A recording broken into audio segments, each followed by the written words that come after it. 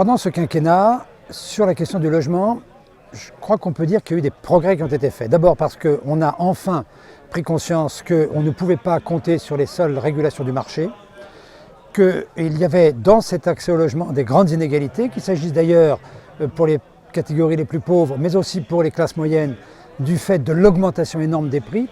Donc un certain nombre de mesures ont été prises, quelquefois dans la douleur.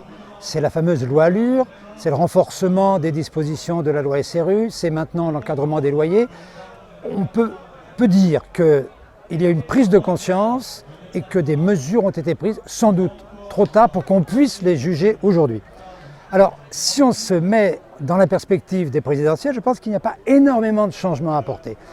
Il me semble que ce dont souffre la politique de logement, c'est qu'il n'y a pas de régulation. C'est-à-dire qu'on travaille au niveau national, or, il y a des zones tendues et des zones dans lesquelles ce n'est pas tendu. Il y a des populations particulières qui sont très touchées. Je pense par exemple aux populations des quartiers dégradés pour lesquelles les solutions ne sont pas les mêmes que celles pour d'autres quartiers. Donc quand je parle de régulation, et on en parlait avec Madame la Ministre, c'est de faire en sorte qu'on tienne compte des réalités qui sont aujourd'hui connues.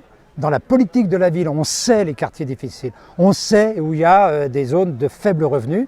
Comment on fait dans un dialogue entre l'État et les collectivités locales pour avoir une politique plus ciblée sur la situation réelle des populations. Je pense que c'est là qu'est le progrès, parce qu'on ne travaillera plus avec de nouvelles lois, je crois qu'on a fait vraiment le tour. Il faut maintenant les appliquer et aller plus loin sur le champ d'application de ces lois.